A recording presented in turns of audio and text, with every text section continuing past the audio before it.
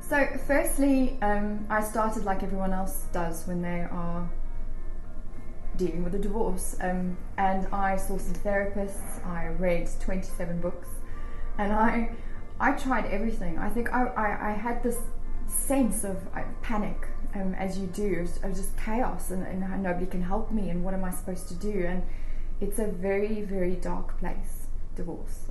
It's a very chaotic emotional place, and a lot of my clients, they talk about it as like a valley or chasm that they're in. It's awful.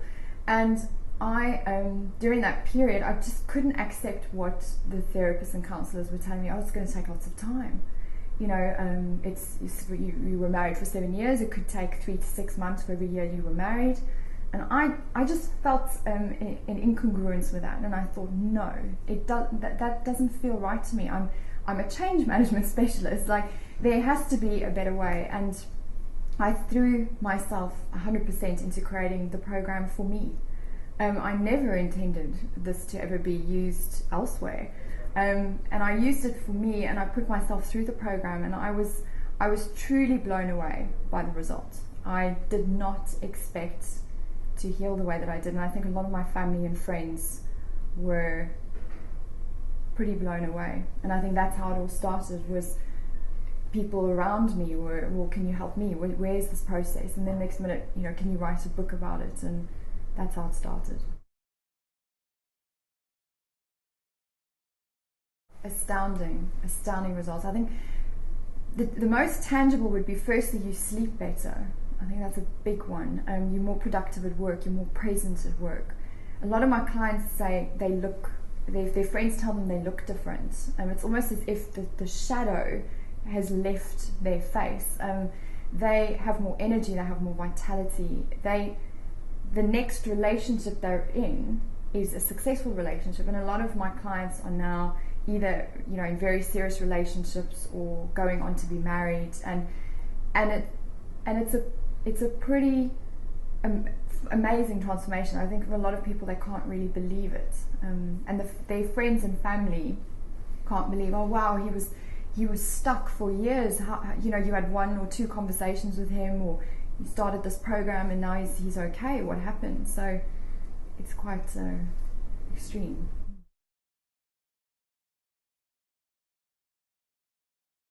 And I found a new partner, and it felt like a complete miracle, because I think, like a lot of people who go through divorce, I just didn't believe that I would ever fall in love again or have a happy relationship. And he made up his mind quite early on that he wanted to be with me, and what was astounding was the comments that he made quite early on, that he couldn't believe that I was divorced, that there was nothing about me that felt divorced or wounded or in trauma or anything like that. And I think that was such a major compliment for the hard work that I had done to heal.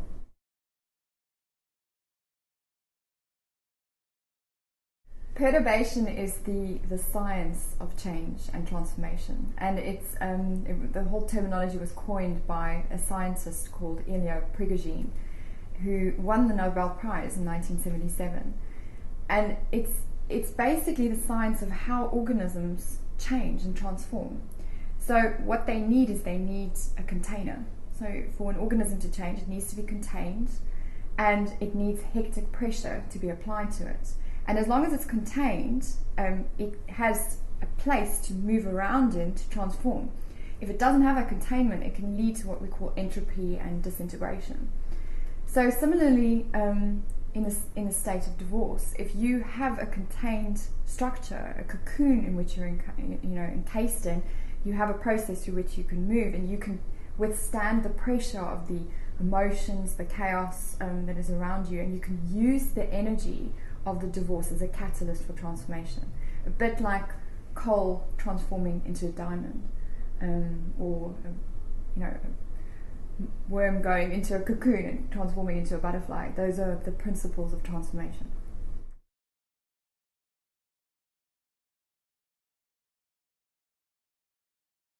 I think the key thing is you have a choice. You can allow yourself to be buffeted around by the emotions and just let the roller coaster ride its ride and have no idea what's coming next. And it could take months, it could take years, and nobody knows. And therapists and counselors will just keep coming back, and you could end up being in therapy or counseling for years, and a lot of people who are trying their best to heal from divorce can get really depressed, or they can lead to long-term illness. So what I would say to those people is, that's your choice. Do you want to go that path, or do you want to go a path where there's a program, there's a structure, you can work during the day, you are productive, your head is back in the game, you minimize the period of your healing. Your healing is ethical, it's real, it's in 3 stages. There are 7 foundations to the transformation that you need to adhere to.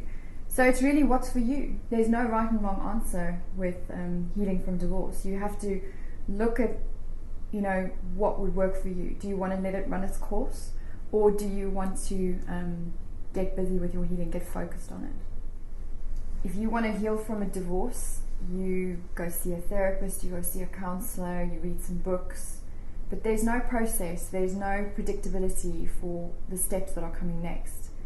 And I think because I have a very personal experience of what it's like to walk through that chaotic, journey, and it's a very lonely place. There's no one who can really understand what you're going through unless you're going through it. Friends and family they're not always the most understanding or compassionate people in those situations. So for me, there's no greater privilege than to walk with somebody through what would be one of the darkest times of their life, and to hold their hand, be a friend, and to a place of possibility, a place where it's just a better life. I love what I do.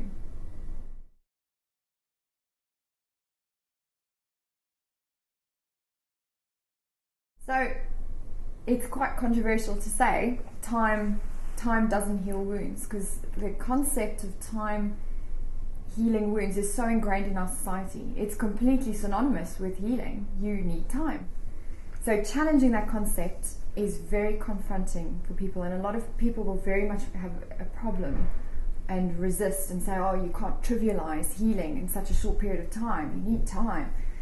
And you don't actually need time. In fact, it was Rosemary Kennedy, who's John F. Kennedy's mother, was the first person who said, time doesn't heal wounds. What happens is the wounds just get covered up with scar tissue, and time just passes.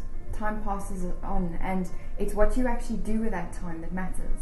And if you use your time constructively and actually focus on healing, rather than distracting yourself with short-term behaviors that are going to make you feel better, that are instant gratification behaviors, if you actually focus on your healing, you can heal. You can heal in as long or as short as of your choosing.